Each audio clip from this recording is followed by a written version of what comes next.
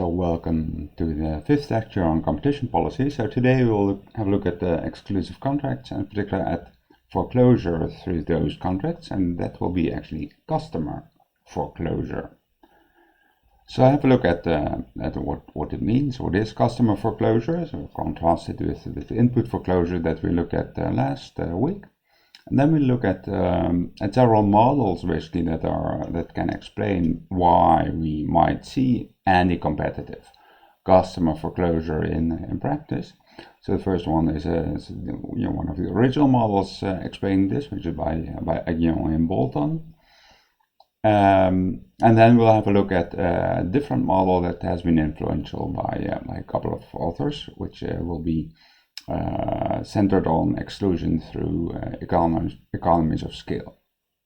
And then finally I'll go to an actual case actually, which is an old case by now, but which actually resounds again in lots of current cases. This case is a case of the United States versus Microsoft, centering on Internet Explorer actually, from the early 2000s.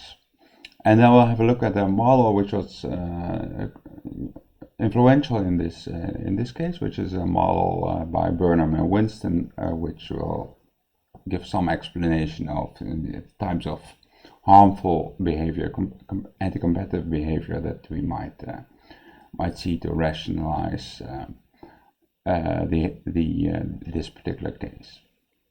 So let's go first then to what is customer foreclosure. So remember last week we had a look at input foreclosure. So there we had this single supplier, monopolist supplier, and a potentially competitive downstream sector with multiple retailers. So yeah, I have retailers one and two. And now the issue here was, we might actually see foreclosure, input foreclosure, which then means that the supplier and one of the retailers, so in this case retailer one, either write some sort of contract, or they might fully integrate in such a way that they are committing not to make any supplies anymore to retailer 2, basically shutting down all competition in the downstream sector.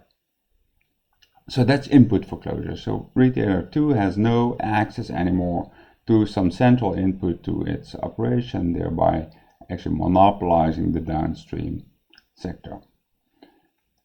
So if you look at customer foreclosure, it's sort of the opposite basically. So here we have multiple suppliers who might exist at the upstream level, but we're going to ask if there's a single retailer, or if there's a retail sector downstream, might this supplier A, might it write a contract with this retailer, or perhaps with multiple retailers which exist downstream, forcing them or requesting them not to offer any of the products of supplier B, and therefore cutting out supplier B from its access to consumers downstream. So these retailers might be, say, various supermarkets, and supplier A might be one of the manufacturers of some good that will be supplied through those supermarkets, and they might actually engage in some contract with these supermarkets not to supply the rival brand produced by supplier B, therefore basically cutting out supplier B from the whole market.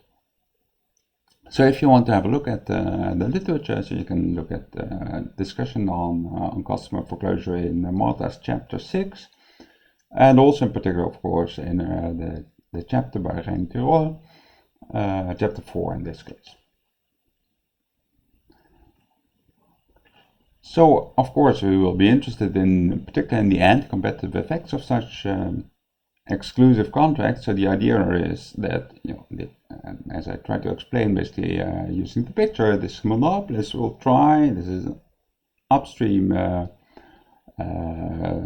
supplier, might try to keep competitors, potential competitors perhaps, out of the market of these upstream goods by signing these exclusive contracts with the buyers. So this exclusivity contract will then say, you, the buyer, you shall not purchase any goods from some other supplier. And that means that these potential excluded suppliers, that they might already be in the market, or they might actually they might try to enter this market as new entrants, they will have actually no demand side to sell to.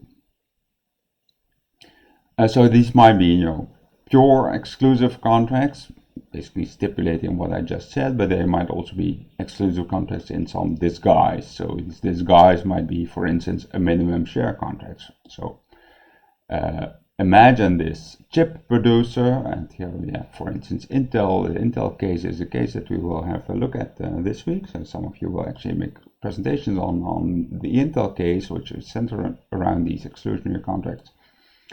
It might have had, for instance, minimum share contracts. So if you're selling computers to consumers, Intel actually asks these computer producers to at least in 80% of their computers to use chips by Intel, so not giving a large entry gap basically for alternative chip producers.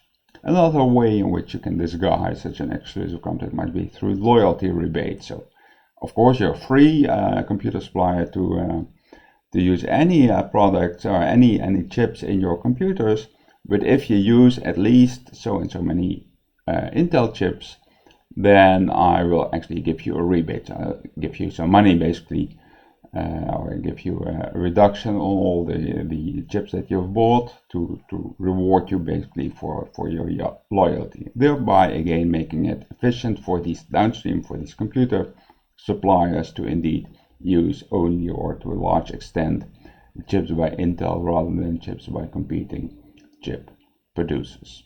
So have a look at the Intel case presentations when that will become available by your colleagues later today, presumably. So now the question, of course, is this anti-competitive, or why is this anti-competitive? And here again, this Chicago school had, and that we saw last week as well, had an enormous influence for a while. So this critique said, well, why would these buyers sign such contracts? They might say, no, I'd rather wait for this competing chip producer to come into the market, so that I will benefit actually from the competition that will ensue between the two of you. So I'm actually not going to sign your exclusive contract. I'm going to benefit from this enhanced competition. So well, this monopolist has to do something to encourage these downstream retailers to sign this contract. So it basically has to pay.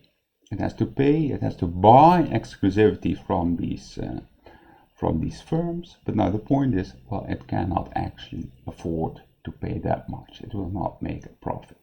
And the Chicago School scholars' argument was basically again based on a simple supply-demand framework. So on the left-hand side we have the situation within an exclusive contract where the supplier, the seller, has a monopoly, has made sure it has a monopoly over the buyers, because it has with this exclusive contract no competing upstream sellers can come into the market. So there will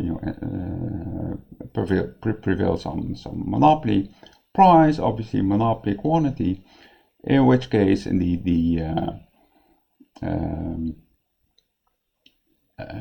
consumers will pay something which is going to be larger than what they would pay under complete competition. So consumers will gain a surplus, which is only this small green triangle there on top, whereas the monopolist, through its monopoly pricing, will be able to gain this entire blue rectangle, which will be monopoly profits. And of course, this red triangle that you see, that's the associated dead weight loss.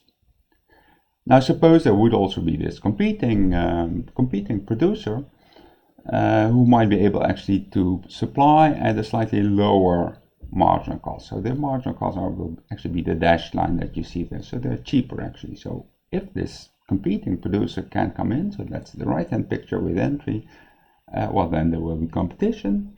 Well, what will happen through this competition? Actually, price will be driven down, well, to the marginal cost of the lower cost guy. No, not entirely, but this new entrant who has the lower marginal cost will actually charge a price will set its price equal to the slightly higher cost original monopolist, which will be the sort of horizontal line over here. So that's what basically the competitive situation with these two producers who differ in marginal cost will look like. So the price will be set equal to the marginal cost of the higher cost producer. So for consumers that's nice, because they will actually gain, quantity will grow, but also price will decrease. So their total surplus will be the green, the large green triangle over here. And indeed these entrants will actually make profit too, because they charge a price equal to the higher cost, the original monopolist, the incumbents, marginal cost, and they have a marginal cost which is the lower dashed line here. So this blue rectangle over here will be the benefits and the profits that this new entrant will make. And of course what we can see here is that if this entrant indeed is more efficient, and therefore will enter into this market, has business being a viable entrant to this market, it will make a profit. But what we can see now is that the total green area over here, so the consumer surplus that consumers will make if they allow the entrant to come in, so if they refuse to sign this exclusive contract, actually is larger than the total consumer surplus before, plus the entire monopoly profit. Why? Well, this dead weight loss here, this red triangle, which is also gained as a result of entry. So even if this monopolist, if this incumbent, gives up all its monopoly profits, so the whole blue rectangle here, and pays this out to the consumers, it cannot actually remunerate these consumers sufficiently to make them better off than if they allow this entrant to come in, in which case they will get the whole green area here, which is bigger than the green plus the blue area over here.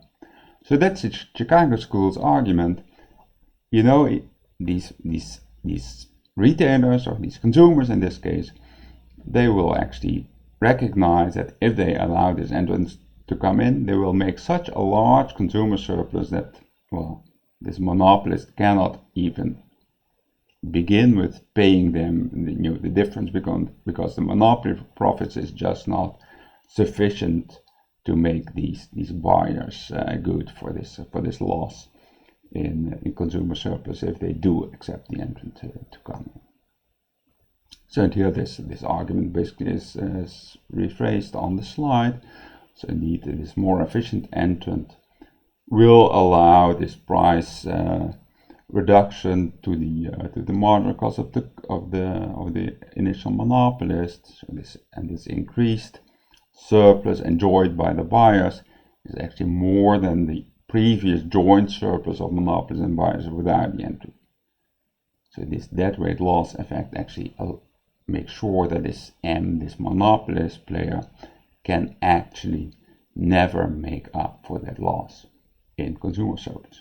So exclusion cannot be profitable. Yet we do see it. The Chicago School researchers also say, of course we do see sometimes these exclusive contracts happening in real life. So why would that be? Well, probably because it's efficient in that case, right? So if exclusion for the sake of market power, that does not work, well, then there might be a sort of more beneficent reason here for seeing these exclusive contracts in practice. And we can easily imagine such a good reason for having such a welfare improving reason actually for having such contracts. Well, these suppliers regularly, these monopolies, these incumbents, they regularly invest in the training of the personnel of this retail firm. And yes, of course, they want exclusivity, because if they don't have exclusivity, then the gains of that training will also be of benefit to this rival that might be selling to these retailers, and that would take away all the incentives that this incumbent would have to actually make these investments, because then this new entrant would actually free ride on the efforts that the monopolist makes. And that would sort of deter this monopolist actually from making that training investment in the first place. So it's actually beneficial to have these exclusive contracts, because that's what it takes to give incentives to invest in these advantageous trading schemes. So under the influence of the Chicago School, of course, people were sort of more welcoming to these exclusive contracts, and were not sort of frowned upon as much as before. But then there were some responses again, like we saw last week. There was a Chicago argument saying, well, these contracts that we see, they are actually there because they are efficient.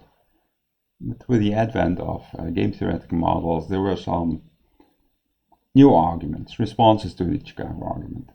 So these new arguments are called theories of harm. So there are theories which explain why, after all, in spite of this Chicago argument, there might actually be an anti-competitive harm as a result, in this case, of these exclusive contracts. So we'll look at three different theories of harm that are post-Chicago. So they came after these Chicago arguments, which date back to the 60s and 70s. The first one is actually from a seminal paper by Young and Bolton. So there the argument is, well, we do see these exclusive contracts, but their main purpose is actually to extract rents from the entrant. So we'll see that there the entrant in the end is not excluded, but the entrant is going to make a lower profit, and these lower profits actually end up in the pockets both of the buyers and the original monopolist sellers. And then we'll have a look at a paper by a set of papers actually by Rasmussen, Ramsey, and Wiley, and Bicycle and Winston, which explain actually exclusion as a coordination problem among buyers that the incumbent player utilizes to actually make himself better off. And then finally we have a look at that paper by Burnham Winston in order to explain some of the issues that played a role in this Microsoft case that will end with. So that will be the next section. That will be the Young and Bolton model. So we'll see each other there.